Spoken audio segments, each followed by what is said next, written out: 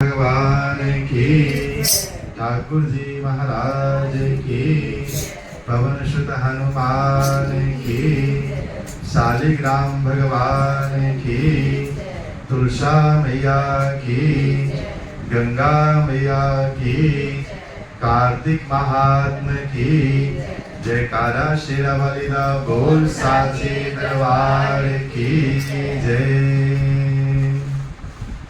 ओम विघ्नेश्वराय वरदायसुरप्रियाय लंबोदराय सकलाय जगद्धिताय नागाननाय स्तुतियज्ञ विभूषिताय गौरीसुताय गणनाथ नमो नमस्ते। करारविंदे नपदारविंदं मुखारविंदे विनिवेशयन्तं वटस्य पत्रस्य पुटे शयानं बालं मुकुन्दं मनसा स्मरामि। राम रामेति रामेति रमे रामे मनोरमे सहस्रनाम तत्तुल्यं राम नाम वरानने। नमो ब्रह्मण्यदेवाय गोब्राह्मणहिताय च जगद्धिताय कृष्णाय गोविन्दाय नमो नमः। त्रिनेत्राय नमस्तुभ्यं उमादेहार्धधारिणे त्रिशूलधारिणे तोभ्यं भूतानां पतये या देवी सर्वभूतेषु शक्तिरूपेण संस्थिता नमस्तस्यै नमस्तस्यै नमस्तस्यै नमो नमः नमस्तस्यै नमो नमः। बोलिए लक्ष्मी नारायण भगवान की जय। बोलिए शंकर भगवान की जय। सियावर रामचंद्र भगवान की जय। राधा कृष्ण भगवान की जय। ठाकुर जी महाराज की जय। शालिग्राम भगवान की जय। तुलसा मैया की जय। गंगा मैया की जय। कार्तिक महात्म की जय। जयकारा शेरावाली दा बोल साचे दरबार की जय। कार्तिक महात्म की कथा कल से प्रारंभ है। आप सभी लोग कार्तिक महात्म को सुन रहे हैं। कार्तिक महात्म की कथा में भगवान श्री नारायण जो हैं अपने मुख से नारद जी को उपदेश कर रहे हैं और 88,000 ऋषि सौनक जी से प्रश्न कर रहे हैं और सुखदेव जी उसका जवाब दे रहे हैं। ये सारी कथा भगवान श्री कृष्ण जो हैं सत्यभामा जी को सुना रहे हैं। भगवान श्री कृष्ण सत्यभामा जी को बता रहे हैं कि आपने कौन से पुण्य कर्म अपने जीवन में किए हैं जिनका फल आपको इस तरह से प्राप्त हो रहा है। ठीक उसी प्रकार से आज हमारे जीवन में जो कुछ भी हमें प्राप्त है वो प्रभु की कृपा और आशीर्वाद से ही प्राप्त है। हमने अपने जीवन में जो 84 लाख योनियां हैं उसमें जिस तरह का हमने कर्म किया है उसके आधार पे प्रभु हमें आगे का जन्म देते हैं। उस जन्म के आधार पे हम जैसा कार्य करते हैं उस कार्य का प्रतिफल हमें परमात्मा प्रदान करते हैं। इसलिए हमारा और आपका सबका ये परम धर्म है कि हमारे जीवन में अगर कोई खुशी का पल है, कोई अच्छा पल है, तो उसके लिए प्रभु का बहुत बहुत धन्यवाद करें कि प्रभु तेरी बड़ी कृपा। और अगर हमारे जीवन में किसी भी प्रकार का कोई दुख का क्षण है तो उसे भी प्रभु की कृपा और प्रभु की इच्छा मान के स्वीकार करना चाहिए और उसे ज्यादा उसमें परेशान नहीं होना चाहिए। क्यों? क्योंकि जो कुछ भी हमारे जीवन में घटित होता है वो हमारे ही कर्मों का प्रतिफल हमें प्राप्त होता है। इसलिए हमें किसी भी परिस्थिति में विचलित नहीं होना चाहिए। कार्तिक महात्म की कथा भी यही कहती है। सत्यभामा जी ने भगवान से प्रश्न किया और भगवान ने यथावत उसका उत्तर सत्यभामा जी को दिया। भगवान ने कहा कि जो गुणवती थी उस गुणवती के पति और उसके पिता जो हैं एक राक्षस के द्वारा मार दिए गए। उसके उपरांत क्या हुआ? भगवान कहते हैं कि उस गुणवती के जो पिता थे वो बहुत ही धर्मात्मा थे और उनके जो पति थे वो भी भगवान के श्री चरणों में अनन्य भक्ति रखते थे। इसलिए जब उन दोनों की मृत्यु हुई उसके उपरांत मेरे पार्षद उनको यथाविधि ससम्मान पूर्वक लेकर आए और उन्हें सुंदर सी माला पहनाई गई चंदन की और सुंदर सा उनको टीका लगाया गया और उनको बड़ा ससम्मान पूर्वक भगवान के श्री धाम में स्थान दिया गया। तो देखिए हमारा जो कर्म होता है उसके आधार पे परमात्मा हमें उसका फल प्रदान करते हैं। उन्हें भगवान ने अपने श्री धाम में स्थान प्रदान किया। सत्यभामा जी कहती हैं कि हे प्रभु उसके उपरांत क्या होगा? तब प्रभु कहते हैं कि जब उस गुणवती के पिता और पति दोनों सिधार गए उस अवस्था में वो असहाय हो गई और उसके आगे उसे जब कोई मार्ग न सूझा तो उसने प्रभु की शरणागति प्राप्त की। प्रभु की शरणागति प्राप्त की उसने और उसका नियम और संयम दिन और रात ऐसे व्यतीत होने लगे कि वो प्रभु में ही होने लगे। कहते हैं प्रभु की नजदीकी प्राप्त करने के लिए हमें क्या करना होता है? प्रभु की नजदीकी प्राप्त करने के लिए हमें प्रभु का गुणगान करना होता है, प्रभु का सुमरन करना होता है, अपने मन को प्रभु के श्री चरणों में लगाना होता है। अब उसको किस प्रकार से लगाया जाएगा इसके लिए हमें थोड़ा सा प्रयत्न करना होता है। और प्रयत्न क्या है? प्रयत्न यही है कि हम प्रातः काल जितनी जल्दी हो सके उठें और प्रभु का सुमरन करते हुए अपने सारे कार्यों को करें। सबसे पहली चीज यही होती है कि हम अपना नियम सही करें।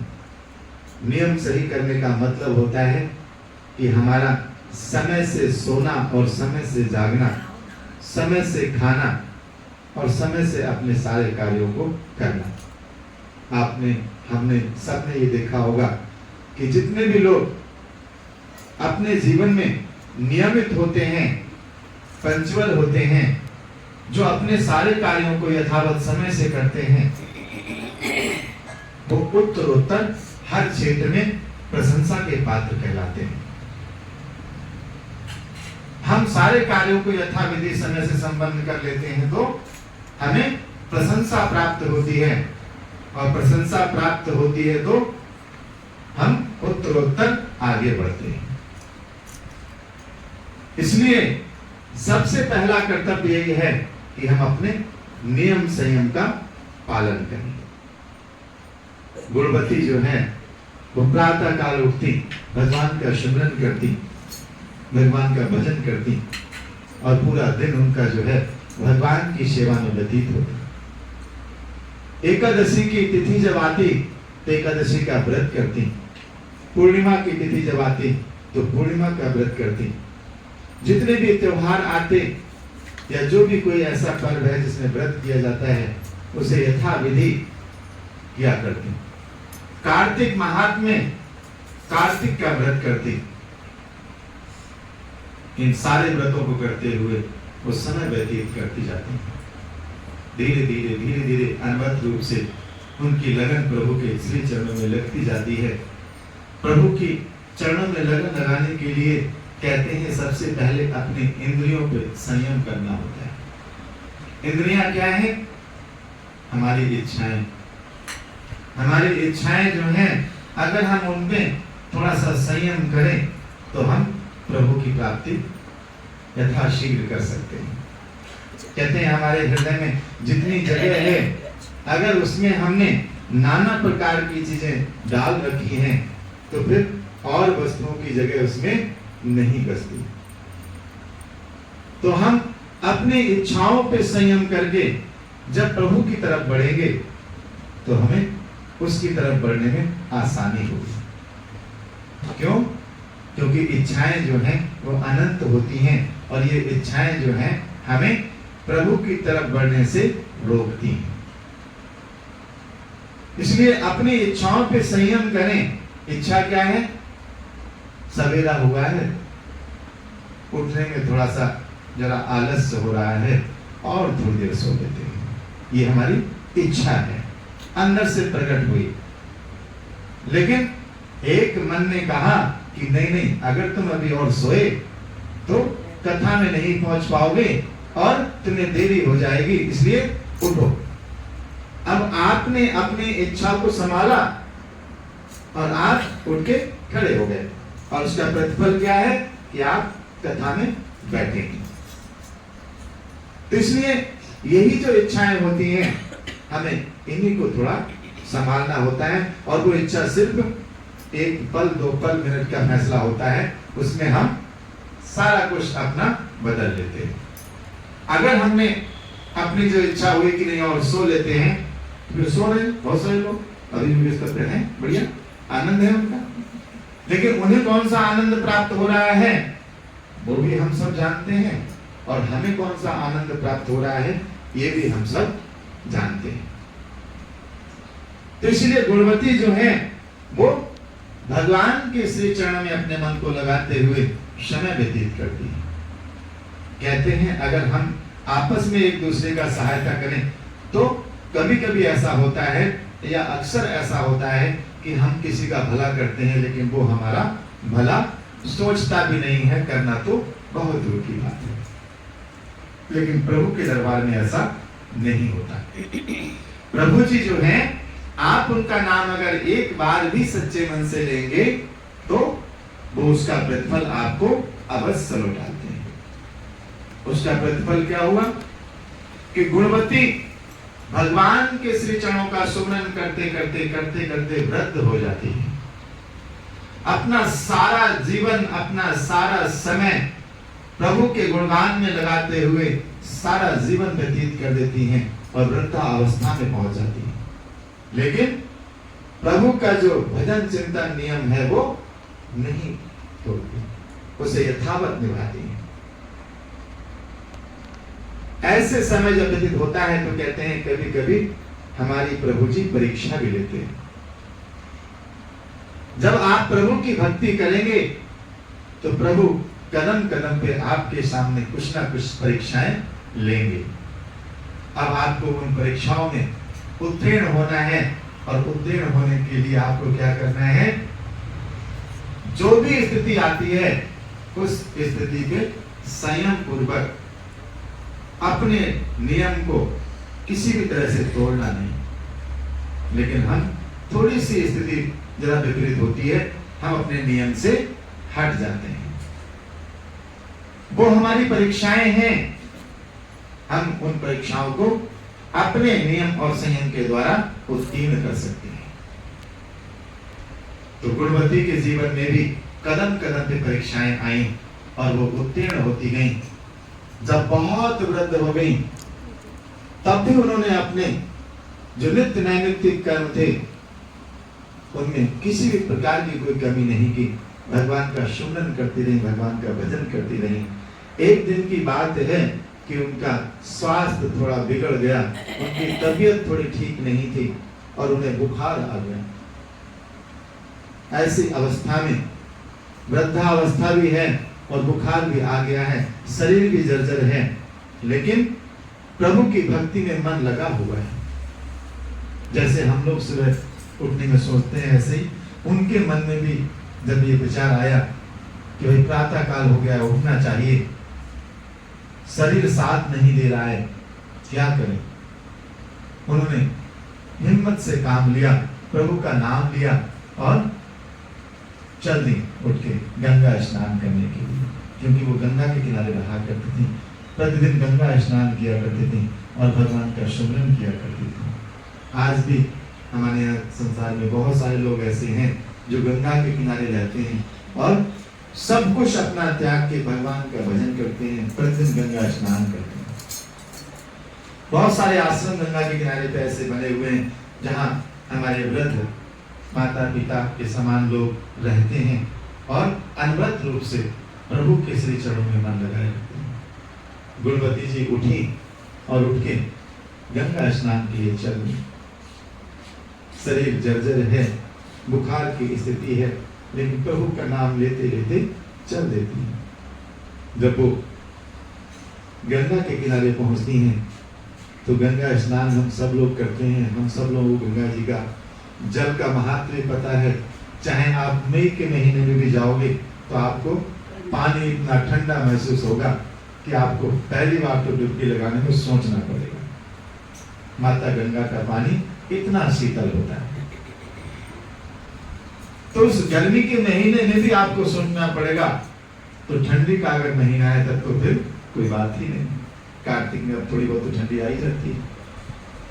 तो ऐसे ही कार्तिक के महीने में जब गुणवती जी वहां पहुंचती हैं और डुबकी लगाने के लिए उद्यत होती हैं, तो बेचारी का शरीर जो है इतना दुर्बल है कि गंगा जी के वेग में वो अपने आप को संभाल नहीं पाती हैं और उनका शरीर का बैलेंस बिगड़ जाता है और बेचारी जो है उसमें बहने लगती है। जब वो डूबने लगती हैं तो कहते हैं जब व्यक्ति अपना सब कुछ भगवान को सौंप देता है तो फिर भगवान उसे तार देते हैं। भगवान डूबते नहीं, भगवान तारते हैं। तो इसलिए गुणवती तो भगवान के सहारे अपना जीवन अर्पण करके जी रही थी। तो जिसने अपना जीवन भगवान को अर्पण कर दिया है उसकी रक्षा परमात्मा ही करते हैं। जैसे ही बेचारी विचलित हुई, जैसे ही उनका शरीर डगमगाया, वैसे ही जो है भगवान ने संभाल लिया। अब भगवान के देवलोक से एक सुंदर सा विमान ऊपर से आया और सुंदर से विमान में भगवान के पार्षद भगवान के ही स्वरूप में बैठे हुए हैं और उस विमान में उन्होंने गुणवती को हाथ पकड़ के बिठा लिया।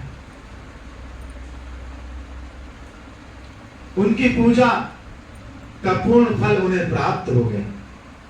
भगवान खुद अपने पार्षदों को भेज के उसे अपना लेते हैं। इससे ज्यादा और क्या चाहिए। कहते हैं कि हमारी जो गति है, अगर परम गति हो जाए, भगवान का सानिध्य प्राप्त हो जाए, तो हमारा जीवन सार्थक हो जाता है। तो इसलिए उन्होंने जो पुण्य कर्म किए उसका प्रतिफल परमात्मा ने उन्हें प्रदान किया। और उनके पुण्य फल क्या थे? उन्होंने एकादशी का व्रत किया, कार्तिक महात्म्य किया, अपने जीवन को भगवान में अर्पण कर दिया। भगवान के पार्षद उन्हें सुंदर विमान पे बिठाल के भगवान के श्री धाम को ले जाते हैं। गुणवती भगवान के श्री धाम में पहुंच जाती है। जो प्रभु का हो गया उसके अंदर विकार नहीं रहते। गुणवती ने परम पद प्राप्त किया। अब उसके उपरांत परमात्मा की कृपा देखिए, प्रभु अपनी इतनी कृपा बरसाते हैं अपने भक्तों पे, इतनी कृपा बरसाते हैं कि भक्त निहाल हो जाता है, निहाल हो जाता है। वो कहता है कि प्रभु मैंने तो इतनी सारी चीजों की इच्छाएं भी नहीं की थी जितना आपने मुझे प्रदान कर दिया। मैंने तो आपसे बहुत थोड़ी सी इच्छा की थी, आपने तो मुझे बहुत सारा दे दिया। और प्रभु ऐसे ही वो इतना प्रदान करते हैं, इतना प्रदान करते हैं कि आप सोच भी नहीं पाएंगे। गुणवती को परम पद प्रदान करने के उपरांत भगवान ने कहा कि इतने से ही नहीं, उसके बाद तुम्हारे सारे व्रत और तप का फल यह है कि आज तुम मेरी पत्नी के रूप में, और वो भी परम प्रिय पत्नी के रूप में मुझे प्राप्त हुई हो। तो इतना ही नहीं दिया, उसके बाद भी उन्होंने इतना ऊंचा स्थान उनको प्रदान किया। तो जो सत्यभामा जी हैं वो वही गुणवती हैं जिन्होंने अपना सारा जीवन भगवान के श्री चरणों में अर्पण कर दिया। सत्यभामा जी ने कहा कि प्रभु जो मेरे पिता और मेरे पति हैं वो कहाँ गए? तो उनका देखो, वो भी बड़े बड़े धर्मात्मा थे, उन्होंने भी अपने जीवन में बहुत पुण्य कर्म किए, इसलिए जो अगले कृष्ण जन्म में अक्रूर जी उत्पन्न हुए हैं वो जो है तुम्हारे पिता हैं, और जो शत्राजित हैं वो तुम्हारे पति हैं। ये दोनों भगवान के परम भक्त हैं। शत्राजित को आप लोग जानते होंगे, शत्राजित की कथा आती है। शत्राजित ही उनके पिता हैं सत्यभामा जी के, सत्यभामा जी के ही पिता हैं शत्राजित, और शत्राजित ने ही सत्यवती को भगवान को सौंपा था। कब सौंपा था? जब स्मंतक मणि जो है वो सत्राजित ने प्राप्त की थी भगवान सूर्य की आराधना करके, जो मणि रोज 6 भार सोना दिया करती थी, और वो सत्राजित के पास थी। भगवान ने उसको मांगा तो सत्राजित ने उनको नहीं दिया। उसके उपरांत सत्राजित कहीं बाहर गए हुए थे, और वो मणि जामवंत जी के पास पहुंच जाती है। एक शेर उनको खा जाता है, और शेर को जो है जामवंत जी मार देते हैं, और जामवंत वो मणि लेके जाते हैं। और जामवती जो जामवंत की कन्या है वो उससे खेलती रहती हैं, और भगवान कृष्ण के ऊपर उसका दोषारोपण लगता है। भगवान कृष्ण जो है उस मणि को लेने के लिए जामवंत जी के पास जाते हैं, और जामवंत जी से वो मणि प्राप्त करते हैं, और जामवंत जी अपनी कन्या को भगवान को अर्पण कर देते हैं। भगवान उस कन्या को ले आते हैं, और उसके बाद जब सत्राजित को वो मणि प्रदान करते हैं तो सत्राजित बड़ा ग्लानि महसूस करते हैं, और वो अपनी कन्या को भगवान को अर्पण कर देते हैं कि अब मैं क्या करूं, मैंने तो आपके ऊपर गलत दोष लगाया था, अब आप जो है मुझे क्षमा कीजिए। अब क्षमा का भाव यही है कि मेरी कन्या स्वीकार कीजिए। तो जामवती को वहां से प्राप्त होती हैं, और सत्राजित से सत्यभामा जी प्राप्त होती हैं। क्यों? ये सब लोग भगवान को अर्पण करते हैं, अपना भाव अर्पण करते हैं, भगवान स्वीकार कर लेते हैं। तो ये जो सत्राजित की कथा है वो श्रीमद् भागवत में आती है सविस्तार पूर्वक, इसलिए ये सब कथाएं यहाँ तो बड़ी सूक्ष्म रूप से दी जाती हैं, क्योंकि 1 महीने में आपको सारी कथाएं सुननी है। इसलिए कहते हैं कि इस प्रकार से भगवान के श्री चरणों में जिसने भी अपने लगन को लगाया उसे भगवान ने वो सब कुछ प्रदान किया।